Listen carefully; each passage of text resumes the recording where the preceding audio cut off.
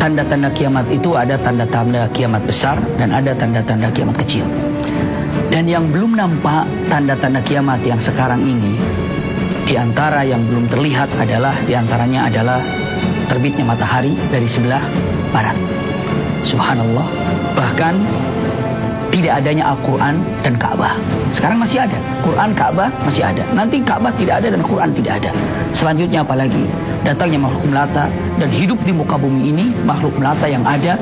Bahkan makhluk-makhluk melata ini kita tidak bisa menghindarinya, selalu ada di samping kiri kanan. Na'udzubillah.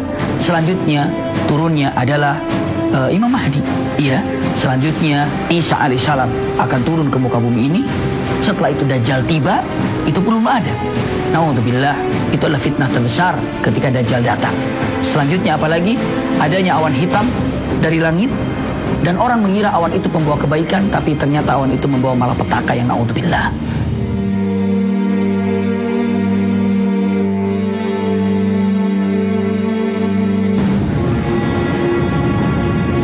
Peristiwa yang terjadi pertama kali ketika hari kiamat tiba adalah ditiupnya sangkakala oleh malaikat Israfil.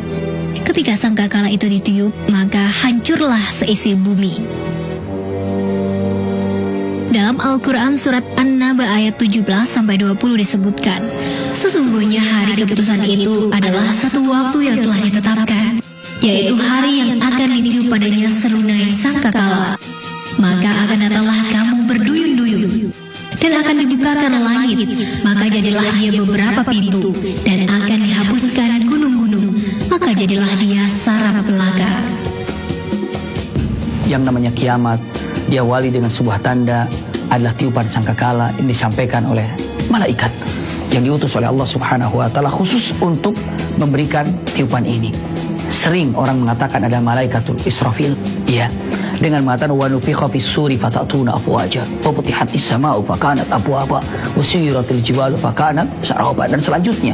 Dan yang jelas di sini digambarkan bahwa hakikatnya begitu tiupan sangkakala ini disampaikan oleh malaikat, maka Allahu Akbar, kehidupan inilah mulai ada kehancuran.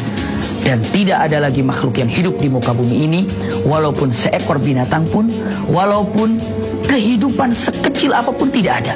Semuanya akan wafat, semuanya akan meninggal. Sampai malakul maut yang tugasnya untuk mencabut nyawa itu pun akan wafat. Dan yang terakhir makhluk Allah wafat adalah malaikatul maut. Wallahu a'lam.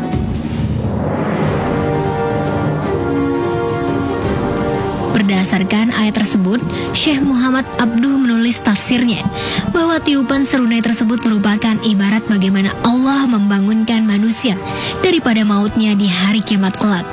Yang dapat diambil perumpamaan yang cepat ialah tiupan bunyi trompet, seperti tersebut dalam surat Az-Zumar ayat 68. Demi mendengar bunyi trompet itu, mereka pun bangunlah, lalu memandang ke sana kemari dalam kehidupan yang baru. Kemudian datanglah manusia berduyun-duyun kepada mahsyar, tempat memperhitungkan amal dan usaha manusia semasa hidup.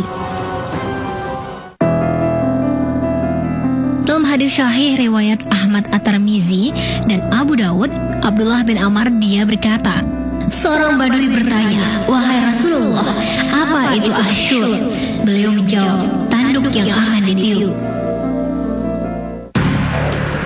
Ada banyak dalil Al-Quran yang menunjukkan akan ditiupkannya sangkakala pada hari kiamat. Ada pula hadis yang menunjukkan secara jelas bahwa malaikat Israfil lah yang akan melakukan tugas tersebut. Dari hadis riwayat At-Tabrani dari Abu Hurairah radhiyallahu anhu, Rasulullah bersabda, sesungguhnya Allah Subhanahu wa taala semenjak menciptakan langit dan bumi, Dia menciptakan pula sangkakala. Lalu Dia berikan kepada Israfil. Israfil meletakkannya di mulutnya. Ada 3 kali tiupan. Pertama, nafatul faza, yakni tiupan yang mengejutkan dan menakutkan seperti yang disebutkan dalam surat An-Naml ayat 87. Kedua, nafatul asyoki, yakni tiupan yang mematikan dan membinasakan. Dan terakhir, nafatul batsi, yakni tiupan yang membangkitkan. Mengenai tiupan kedua dan ketiga ini tercantum dalam surat Az-Zumar ayat 68. Wallahu a'lam. Pembuktian yang sangat luar biasa. Ternyata alam semesta ini ternyata ibaratnya digambarkannya Allahu Akbar seperti trompet. dan bumi berada di tengah-tengah trompet tersebut. Pantas kalau seandainya ditiupkan trompet tersebut, semua apa yang ada di bumi akan mendengarnya dan akan lepas jantungnya dalam keadaan kaget yang luar biasa. Wafatlah semuanya dan hancurlah semuanya. Itu nafkhah ula atau tiupan yang pertama membuat manusia wafat. Setelah itu apa? Dijawab lagi, faidahum qiyamun yang turun. Ini ketika ditiupkan yang kedua kali, mereka bangun di alam mahsyar dan menunggu yaumul hisab. Inilah yang terjadi ketika nafkhah ats-tsaniyah ditiupkan oleh malaikat Israfil. Wallahu a'lam.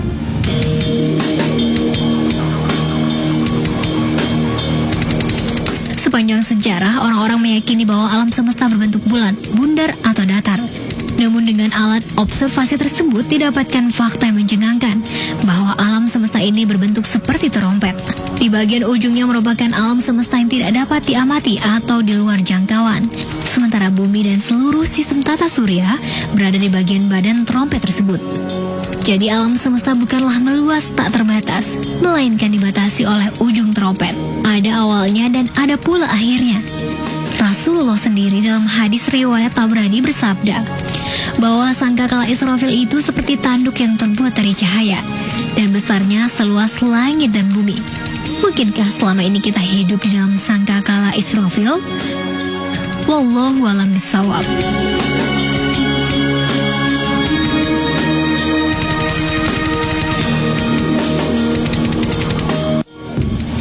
Alam mahsyar menunggu yaumul hisab. Berapa lama? Subhanallah, khamsuna alfasana. Di alam mahsyar itu 50.000 tahun.